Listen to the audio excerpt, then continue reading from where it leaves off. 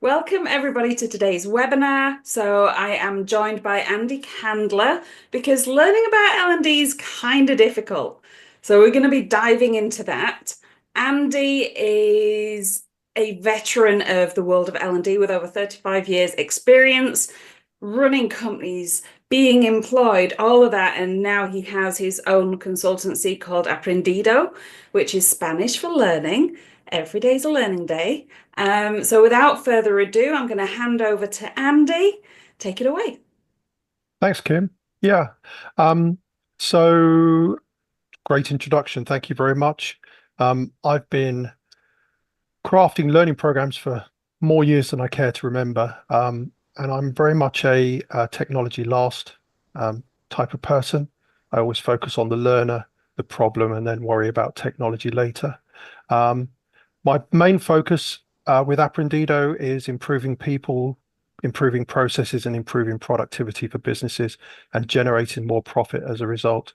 My superpower, as I like to talk, is logical thought, but I've also got a dash of creative ideation as well, which um, really worked well together. And also, I'm very much a plain speaker.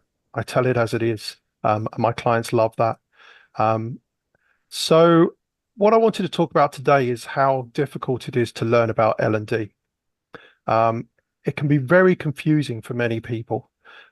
We've all been living in this world for a long time. We understand all the different aspects of the industry. But if you think about the acronyms we use, SCORM, XAPI, Tin Can, crazy. All of the technologies that are out there, we just trip off the tongue talking about Rise and Captivate and so on, Storyline. There are so many different platforms out there, and they all have different names. There's LRSs, there's LXPs, there's LMSs. And then we have all these frameworks as well that we use to deliver our learning. And it's so confusing for people who are kind of putting their first steps into the industry. And it's even equally as confusing for our clients. Um, our job as L&D expert is to guide our clients through the processes of delivering learning. And what we should do is reassure them that they're in good hands by working with us. I'm going to talk about clients as an external clients, but equally, if you're working within within a company and you're working in an L&D department, and your client is effectively a department in your business or a colleague or an SME in your business, this equally is as relevant what I'm going to talk about today. So when I talk about clients, I always say don't assume that the client understands everything that you're talking about, and don't assume that they will admit that to you. No one wants to look stupid. No one wants to admit that they don't understand what they're talking about. So when I talk about working with a client, I envisage going on a learning journey with them, and the client wants to go on a journey with you. They don't generally know where to start. This could be a brand new journey for them, or they might be embarking on a brand new program to transform their business, for example. They may not know the exact destination they want to reach on this journey, but they do know what they want to discover there, the pot of gold that they want to find. So your job really is to be kind of the Sherpa, their guide.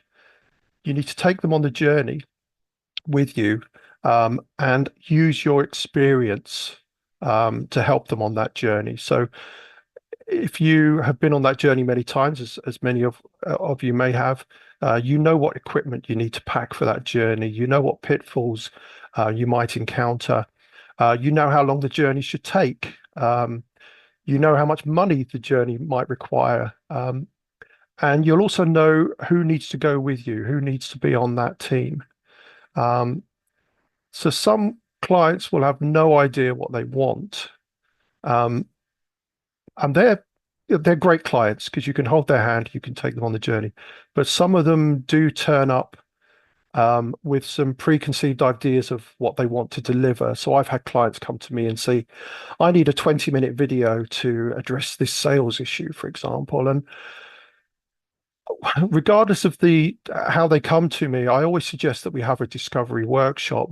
My answer is always, I like the idea of a video. That's a great approach, but let's delve a little bit deeper. Let's really discover what the problem is, and then we'll decide whether that 20-minute video is the correct approach.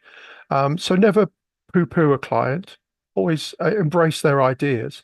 Um, but you should be working with them to really understand what the problem is before you start solutionizing. Um, so I always deliver discovery workshops for my clients. Um, the discovery workshop is a great way for us, everyone around the table, to kind of focus on the same thing at the same time. Now, I'd say around a table. Generally nowadays, they're done on Zoom, which has its pros and its cons. Um, but during the discovery workshop, the main things you want to do is understand the learner better and really get to grips with who that learner is, um, who they are, where they are, how they like to learn, what they're going to be learning with, when they're going to be learning. I've got clients where some of their learners are salespeople at a desk in a retail store, and other parts of that business, the learners are drivers out in lorries using compact or using their mobile phone. So really understand the learner and the challenges they will have with learning. Really understand the problem that you're trying to solve. Um, Find out how the business is struggling, um, and try to discover um, some opportunities where you can solve those problems. Always try and talk about any previous attempts the clients had to try and solve these problems. If they have tried multiple ways to solve the problems, it's good to know what those previous attempts were and the results. And then one of the things I discussed right at the beginning of a workshop is how the client will measure success. How are we going to decide at the end of this journey that we've had a successful journey? By running a discovery workshop, and they can be 1, 2 hours in length. Not only is everyone discovering, the client is probably discovering as much as you are, but you're also building a strong relationship with them. They're understanding the way you work. They're building that confidence, that hand holding that you're giving them. Um, I always run the workshop. I always say to my clients, we can have a workshop, and at the end of the workshop, you'll receive a training plan, and then you can go and have that training plan delivered by anyone you like. Um, I can also deliver that training plan as a result as a result of the discovery workshop. So I always run the workshop on the basis that I am going to be delivering the project. Um, it doesn't make me sound very big-headed, but what it does is it kind of gives you that feeling of ownership, and the client likes that feeling of ownership, that you're really owning the problem here. You're not just trying to discover something and then give them a report at the end. And it will show that you have a vested interest and a dedication with that client. Yes, Kim, you have a I was just question. thinking, yes, with you saying about how the client's going to measure success, do you ever find that that measurement or that value, whatever you want to call it, changes at the beginning? They're like, this is what I want to get out of it. And then you go through the discovery workshop with them, and then it's completely different at the end. That's exactly what I do. Yeah. At the end of the workshop, after we've spent 1 or 2 hours, we then revisit that measurement, and I say, is this still relevant? Can we achieve it? Um, and generally, it has changed. Definitely has changed as a result of carrying out the workshop. Really good question. Um, what you find when you're working with the client, you're you're you're you're getting rid of that client supplier relationship, and you're building this collaborative feeling. You and the client are finding the solutions to the problem. It's not a them and us situation. That's really great. That's building that collaborative consulting relationship, which ultimately is the best approach to starting a project. Um, so I won't go into too much detail of what happens in a workshop, but I will talk about some of the important parts of the workshop. Funnily enough, the very first part is a meet and greet. And it sounds crazy, but just being able to say, hello, this is who I am, this is what I do in the business is so important. It really helps everyone understand. But I also add another element to it, which is a roles and responsibilities. So, um, regardless of who you are in the business and what your role is in the business, I also like to find out what your role is going to be on this project.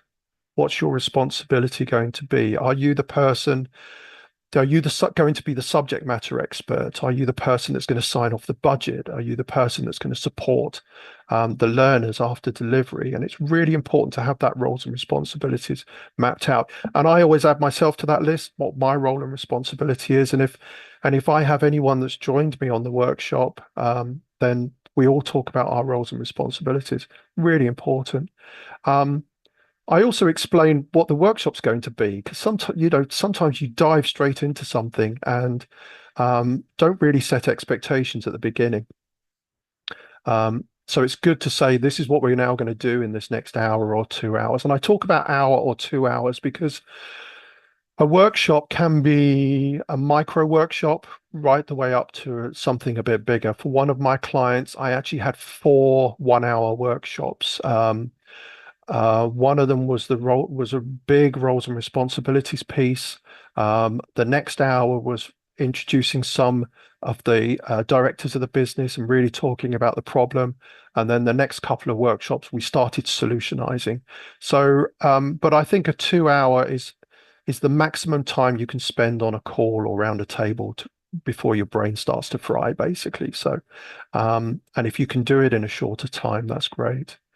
Um, as Kim mentioned, we discuss the success factors at the beginning. We say, right, how are we going to say that this was a success? Um, I talk about tone of voice as a category, but that tone of voice section is discovering the audience, um, if necessary, building personas. The client I spoke about before, we had 3 different personas. One was the person driving the vehicles, one was a person working in the warehouse, and one was the person that was working on the shop floor. So building those personas out, um, talking about the specific pain points of the business. So what's the problem we're trying to solve? But also maybe talking about the pain points of the industry that they're experiencing as well. And I always try, and it's quite a challenge for some of my clients, but I also ask them about their competitors. So who's doing a good job and who's doing a bad job um, with in the competition. Um, Jane's got a question. Uh, so online versus face to face. So Jane asked, what changes do I make if it's an online versus face to face? Online tends to be a bit more compact and a bit more agenda driven. Although I build an agenda for a workshop, and if a client wants to go off on a tangent, I always let them go off on a tangent because sometimes you discover some really juicy bits of information.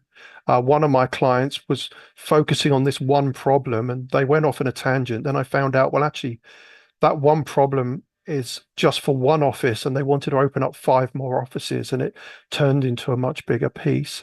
So I try and stick to the agenda a little bit when we're online. When it's face to face, the client has generally put aside a whole afternoon or perhaps even a whole day.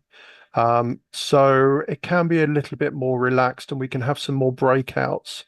We can have some more kind of downtime where we don't have to talk, or we can break into smaller groups. Really good question. And again, of course, it depends on the client as well.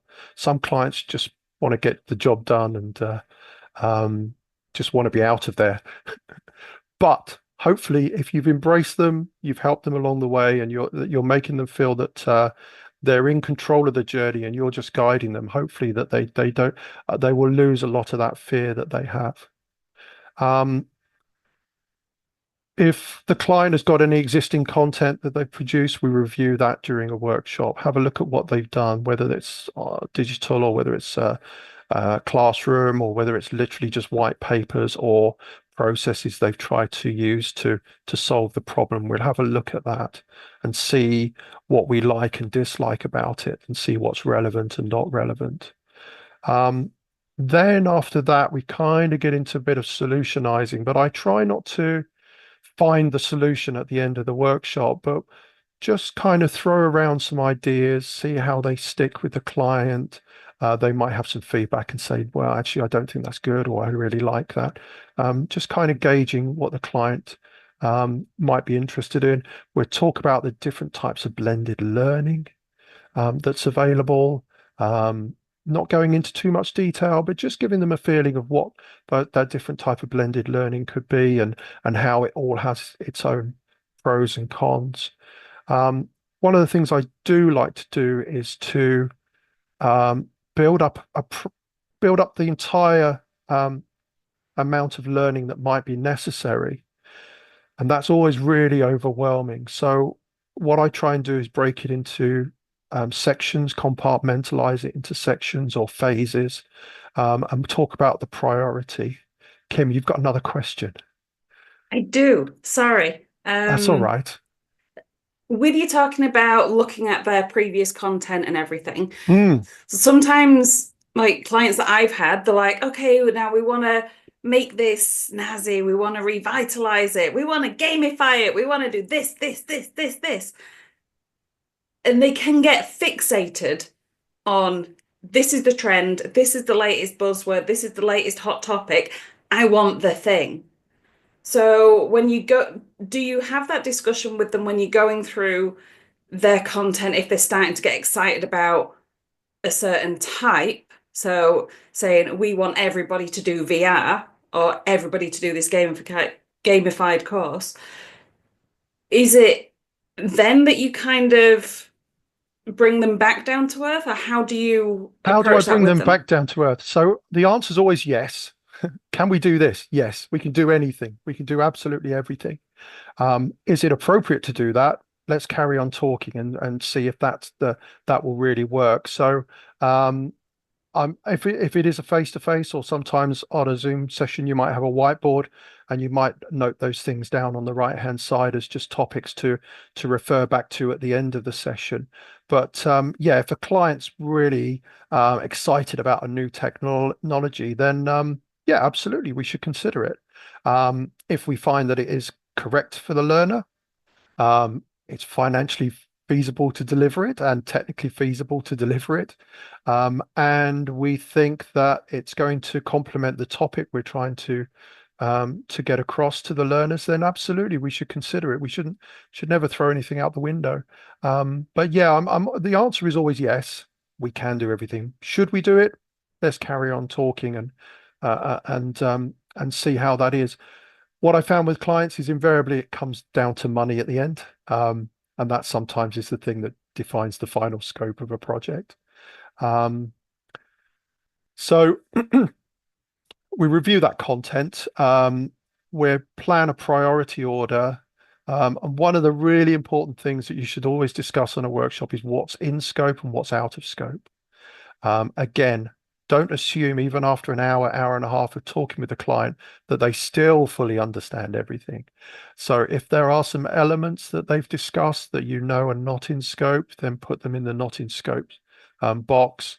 Um, very blatantly put them there, make it very clear this is not part of the solution. Um, if you're talking about reporting, for example, but you're only focusing on delivering content, that reporting thing is really in the hands of whoever is managing the LMS platform or the learning record system or the HR platform. So yeah, make that in an out of scope list. It's really important. Um, and then once you've done all that, and that's quite a lot, you then revisit the measurement section again and just say, right, at the beginning we talked about how this was going to look like a success. Um, is it still the same a vision that we have? Are we still using the same success factors? Is the measurement going to be the same or is it going to be different? And we kind of revisit and wrap up that measurement because it's so important, really is important um, for everyone to understand what we are finally trying to achieve and measure at the end of the learning. Um, you can get into some solutionizing during the workshop, as I said before. Um, you can either do it to plant ideas, or if there is really one thing that you know will absolutely solve a problem, then you should introduce it at that point. Um, and then again, if that client has got these preconceived ideas about using actors to do learning, which is something I did many, many moons ago to make the learning feel like it wasn't learning, um, then you can talk around that and decide whether that thing that they really want to do still is relevant. Um, what I generally do after a workshop is I build a training plan, which can be up to be 20 to 30 pages, basically re-reflecting everything that's been discussed and solutionizing.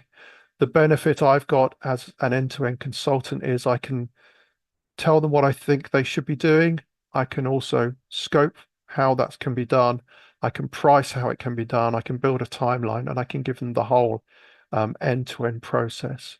And as I say, I always give that back to the client and say, here's the learning plan that I think you should go ahead with based on the conversations we've had, or sometimes with conversations that might happen afterwards. And then I give them the option to go carry on the journey with me, or they can go to another provider. Or sometimes I might say, I'm not the person to deliver this. Here's someone I would recommend you talk to. Um, so that's the dream world of that's the dream world of workshops. So what are the two obstacles to convincing a client to have a discovery workshop? If a client does come to you and say, I want a 20-minute video to solve this problem, sometimes they might think, I just want the price to produce that video, please. I don't want to do, I don't want to hear anything else. And I always talk about when you're decorating a room, the preparation of a room is 90% of the work. Sanding down the walls, filling out all the blemishes, just preparing everything, masking it all. Getting the paint and the paintbrush is the last 10%. And that's what a discovery workshop is this preparation piece. If a client comes to me and says, I just want you to be a machine and produce 20-minute video, I can produce a 20-minute video. I can't guarantee it's going to be a success. I can't guarantee it will be welcomed by the learners. I can't guarantee that we can measure the success of it. So um, sometimes the clients need a little bit of convincing, and that's particularly if you are charging for the workshop. Um, I always recommend you do charge for the workshop. It's a lot of effort. For a big client for myself, even a 2-hour workshop is probably 4 days of work with me doing preparation, holding the workshop, some post-workshop conversations with the SMEs perhaps, or with some of my partner companies, and then producing the report. It's a lot of work. So I will charge between 3 and 5 days. Um, Depending on the client and depending on the project. Sometimes, if the workshop I feel is going to be quite simple, I might give it away for free. But what I do is I offer a discount. So pay for the workshop. If you carry on the journey with me, I will refund the value of that workshop and credit it against the work that I carry on doing for you. Um, and again, this all really depends on the client. Some clients really embrace it and say, yeah, we really need to do this. And some just need that little bit more convincing. The other obstacle is often time. Um, and that's where the online workshops actually are more beneficial because for the client, perhaps they might do an hour preparation or an hour thinking, a 2-hour, 1 hour or 2-hour workshop, and then they might do a little bit of winding down at the end of it. But it shouldn't be more than about 3 or 4 hours for them. Obviously, if it's in person, then they're putting a day aside. Um, but I try to convince them, and often they are very convinced that the time that they are putting into this is equal to the time I'm putting into this, and the more time you put in at the beginning does result in success. Um, so that's kind of how I would help educate the client, and help them understand if a client does during a workshop want to get into SCORM or LRSs and so on, I will do an educational piece during the workshop if it's relevant to continuing a good relationship with them, or if it's relevant to the solution. Or I do have a crib sheet that I sometimes send out to a client, which is kind of a glossary of terms, which they do find quite handy as well. Um, but if you are finding during a workshop that you are talking about a certain technology or a certain standard, and you are using it a lot, then obviously you need to educate them during that workshop as to what that is. But I try to keep it as kind of plain speaking as possible.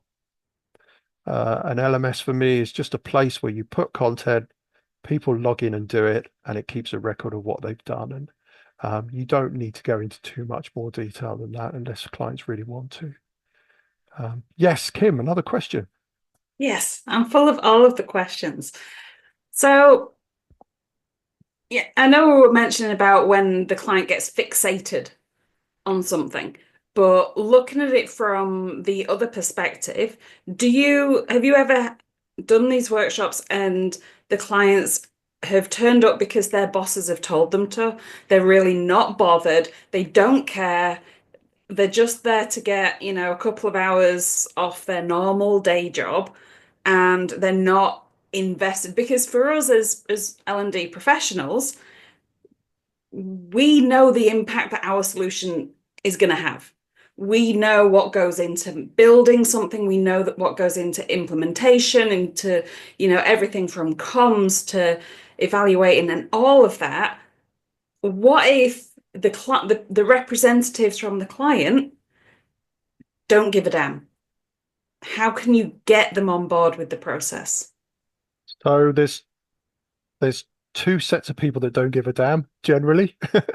Um, the reason I do the meet and greet at the beginning, the roles and responsibilities, is to kind of get a little handle on the people that are there, find the ones that want to be there, find the ones that not that they don't want to be there, but they don't know why they're there. And just try and that some people might need a bit more of you putting an arm around them and assisting them on the journey, and some of them might just be striding at their own pace and quite happy. So that piece at the very beginning is really important. Um, I try and make sure that everyone that is there, once I know their roles and responsibilities, I will target questions to them because that's what their responsibility is in the project.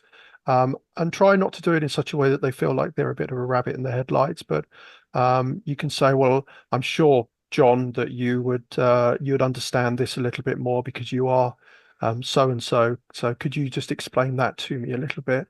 So kind of a soft approach. Um, but generally, if you've pre-prepped the client, if they're paying for the workshop, they will bring the right people at the right time and make sure they're there, make sure they're engaged, make sure they're prepped.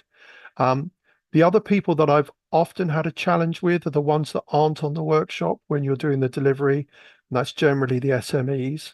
Um, if they're not properly prepared and briefed and told why they are an SME on this project, then often you don't get the best out of them.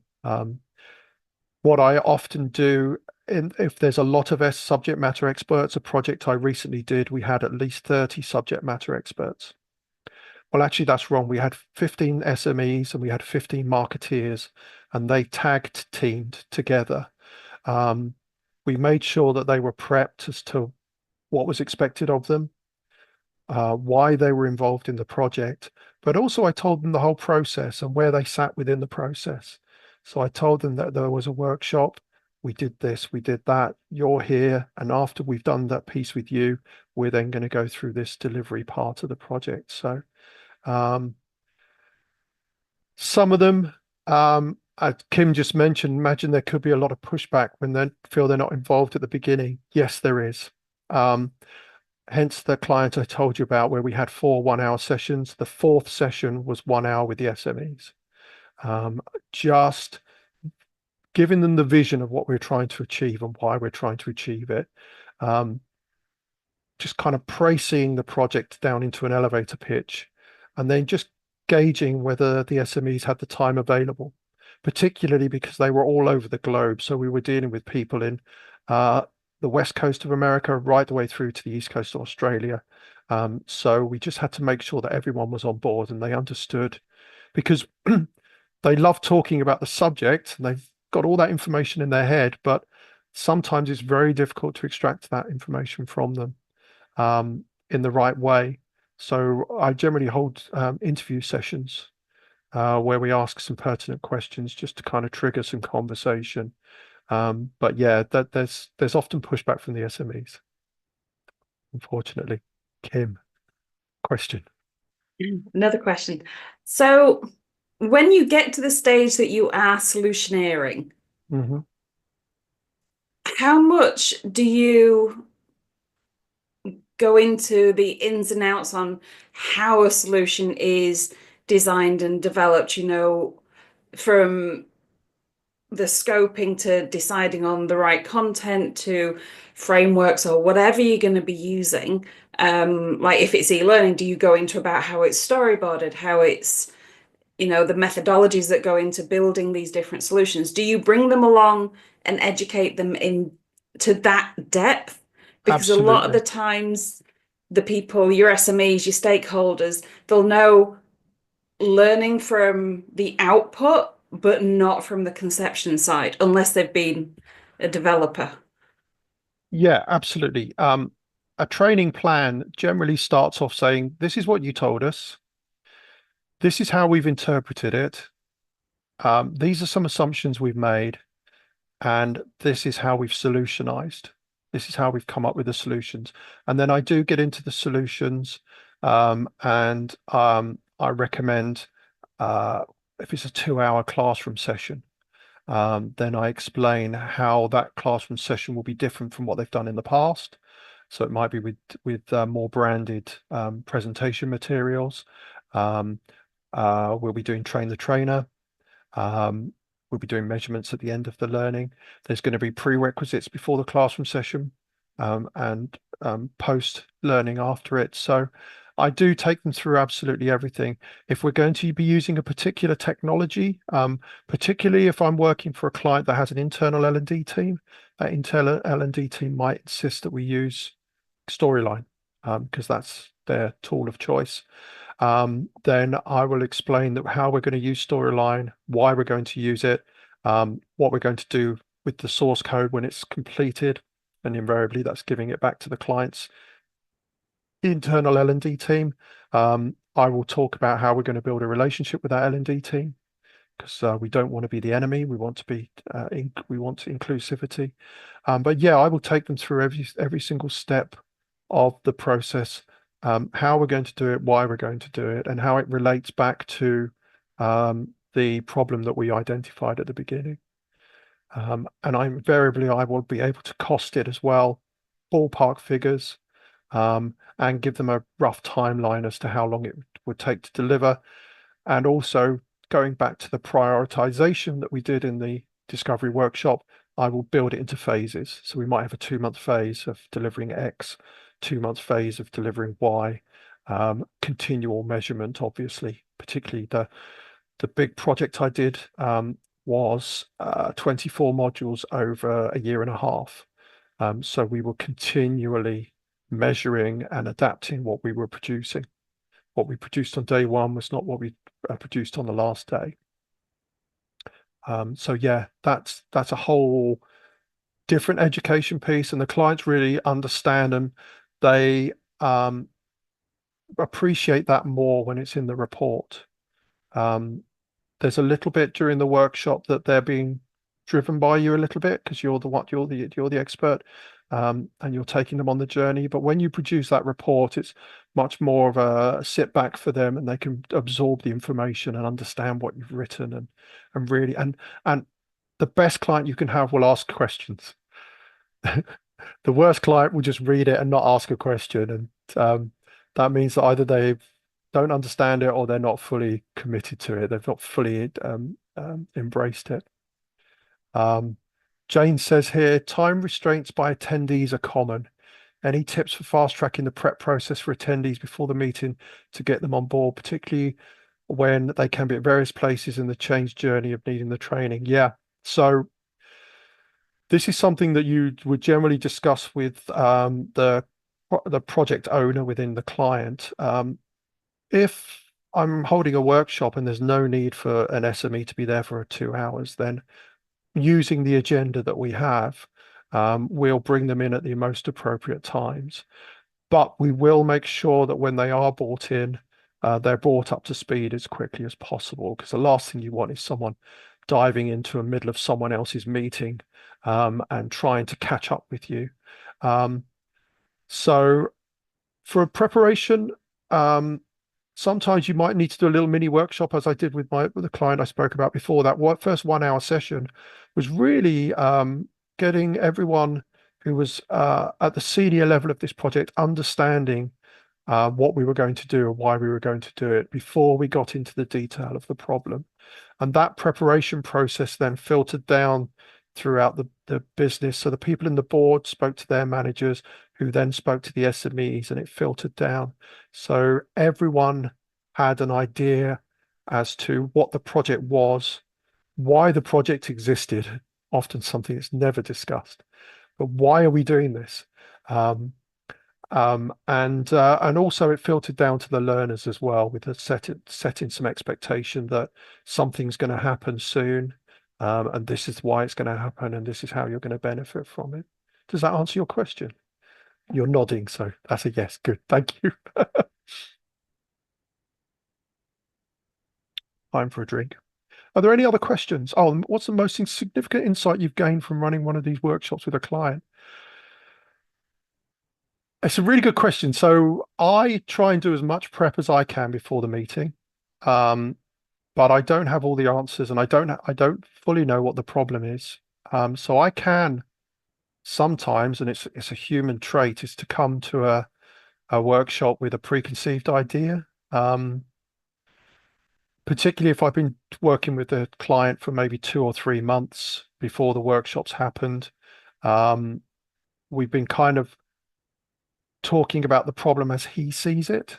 Um, And then when we get into the workshop and we have other people inputting, so we might have people more from a technical side or a marketing side, then suddenly we start to unlock these other insights that we didn't know about. That kind of proves why the workshop is necessary. Um, the biggest the biggest insights I get are from the learners. Um, because you really cannot understand who the learners are until you really understand how the business works, the different departments, um, the different age ranges of learners, and so on. So I've had some really significant insight with regards to learners for one or two of my clients. Um, the project that um, most changed was where we had a workshop, and during the delivery of the first half of the project, the business changed tact a little bit and changed direction a little bit. Um, but it didn't railroad the project, because we had covered that in the original workshop, because we talked about different variables, and we talked about what, because when you're having a workshop, you shouldn't talk about the problem that sits there today. You should talk about the problem that exists there today, and maybe project forward 2 or 3 years. And we did do that during the workshop, and we did um, have some insight into what might be happening. And we did build some variables into the training plan to cope with that. So when invariably one of the things did happen, we were fully prepared. Well, not fully prepared, but it wasn't such a big shock for everyone. Um, we also, I find one of the main things is SMEs. Sometimes if it's a long-term project, sometimes those SMEs change. And the people you were dealing with on in the first month perhaps aren't in the business anymore, or they've been promoted, or they've disappeared, or they've gone to another country and they're focusing on something else. So that's a bit of a situation that you have to deal with. But hopefully, um, by building a really good relationship with the client, you should be able to resolve that. Because often, I've had the client come to me and say, the SMEs have changed, but don't worry, I've done all this in the background and we're all fully prepared to go ahead with these other people. And they've solved the problem themselves, which is absolutely great and empowering. Um, there's tons of insights. Some of them I can't talk about because I'm still under NDA. But yeah, as I said before, build an agenda, but let the client run and don't restrict them too much. Because sometimes they'll go on a bit of a journey of discussing something or explaining something, and sometimes a couple of other people from the business might join in, and suddenly there's a conversation happening in front of you, which sometimes you think maybe this should have happened before the workshop, but if it happens during the workshop, that's even better. If it happens after the workshop, that's the worst time. But sometimes there'll be a discussion, and then I'll step in and say, the way I've interpreted what you're saying is this, is that correct? And they suddenly think, oh, yeah, that's something we hadn't thought of. So, yeah, that's when you can get great insight. I know it's a cliche, but they say you've got one of these and two of these. And I do believe in that. You should always be and listen to everything. The tiniest piece of information that's given away during a workshop might be the really important piece of the puzzle later down the line. I've said a lot. Any other questions? That's absolutely fascinating. Thank you, Andy. I've come out away with so many tips. So while Alan and Jane are thinking of any more questions, last one from me, I promise, because I know that I've been question happy. Okay, so let's say I've got a long-standing client that they tell me what they want, I build what they want, I deliver what they want, I get paid, boom, done. What would be the best way for me to get them on board with the whole idea of a discovery workshop and build that into my offering when I already have a long-standing relationship with a client that they're used to me being the bang for their buck and not getting them to really think about it too much? How am I going to make that transition for the client? So now's the perfect time to be thinking about it. But what I've done with one client where I was just a machine, they gave me information and we squirted out e-learning out the back of the machine. What I did was not talk about a workshop for a project, but this first week in January, let's have a discovery workshop for the next 12 months. Let's talk about what we're going to be doing in the next 12 months. Let's talk about how your business has changed from the last 12 months and have a kind of a light discovery workshop. It's a kind of a review of what's happened, a review of what's going to happen in the next 12 months. And that introduces them to the concept of the benefit of having that kind of preparation discussion. And it might be that midway through the year, they come up with a big project, 10, 20 modules, or a really gnarly piece of problem that they need solved. Then you can say, well, let's just do another one of those workshops that we did at the beginning of the year and talk about that one in a little bit more detail because I think it warrants it. That's how I've dealt with it in the past. You can also say to clients, that's how I used to work. This is now how I'd like to work for you.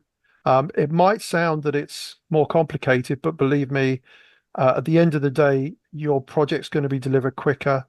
It's going to be more effective. We're going to definitely know whether it's been a success, and it might save you costs as well in the long run. And you know, purses and wallets are always a good incentive as well. Alan, Yeah, thanks for this. This is great information. I really appreciate it. It's a nice framework. I've been much more of an ad hoc developer with people. I kind of go in, talk, and figure it out. yeah, This me sounds like a too. nice process. But as you were just talking about the January session, I thought about strategic planning and that might almost be a framework Yeah, for that.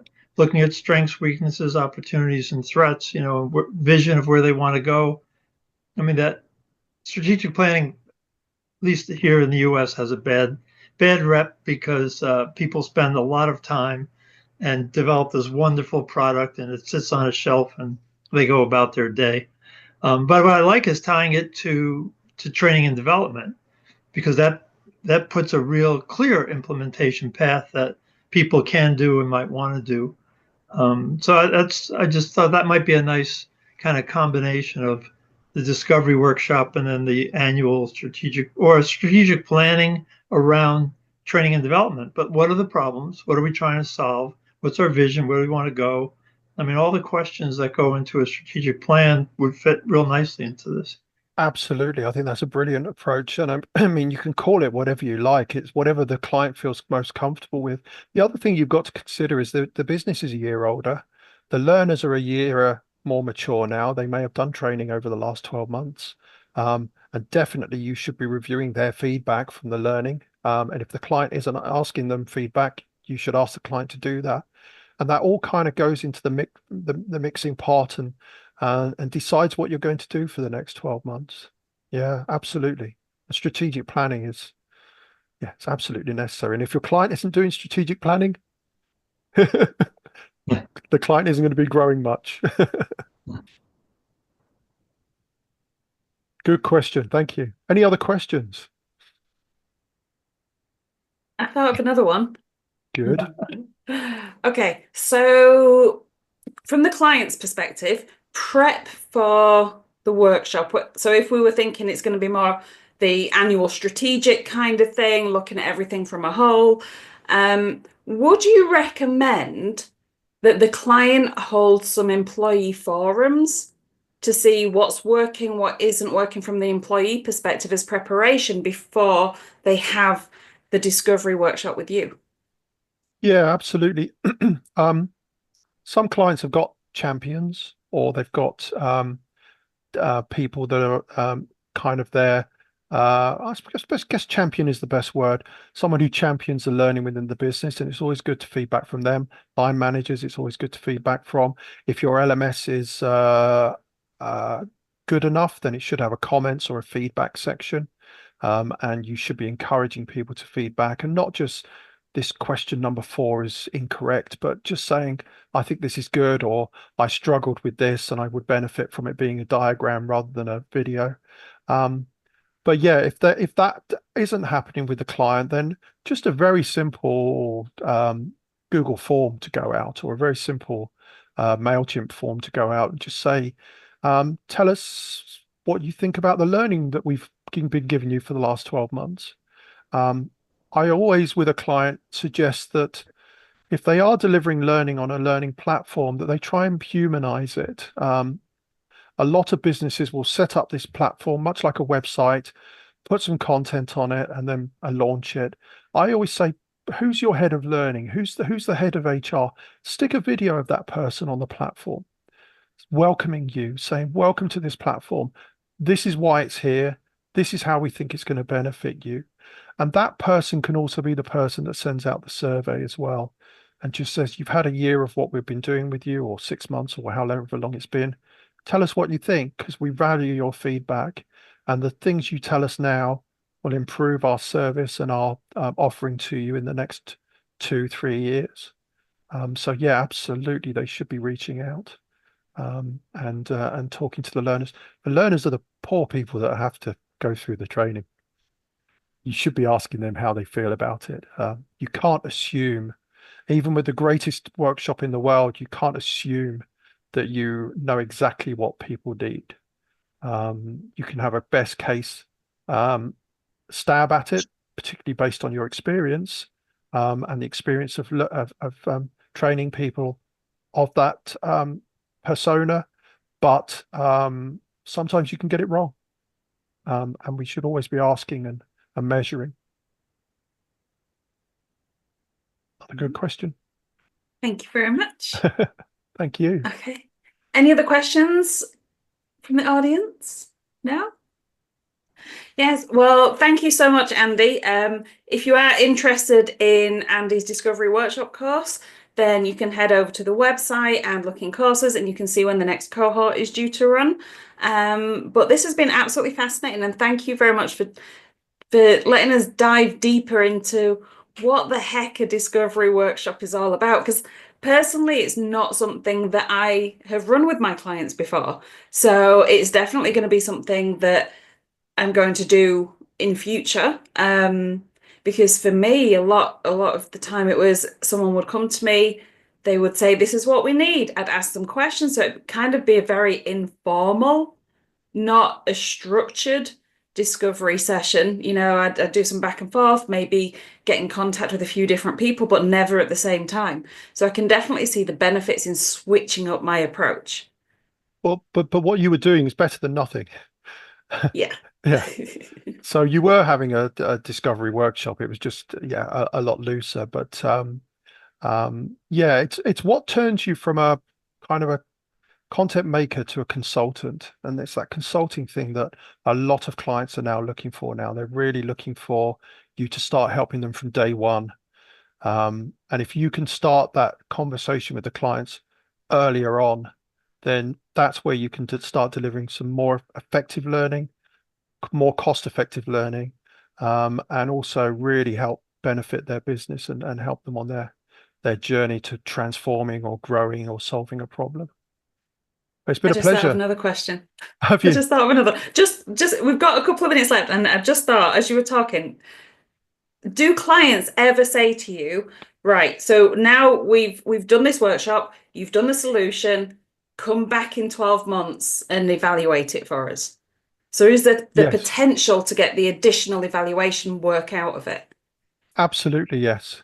And even after 2 years, they might come back and say, "Can we have another workshop and see if what we're doing now is still relevant for our business and our audience, particularly if they are going through a growth phase." But yeah, you should always be measuring. Um, that measurement that you talk about in the workshop, it's not just hearsay. It's not just you're not just it's not lip service. You actually should be implementing that in a way where after 3 months, 6 months, 12 months, you should be measuring it and saying, are we hitting?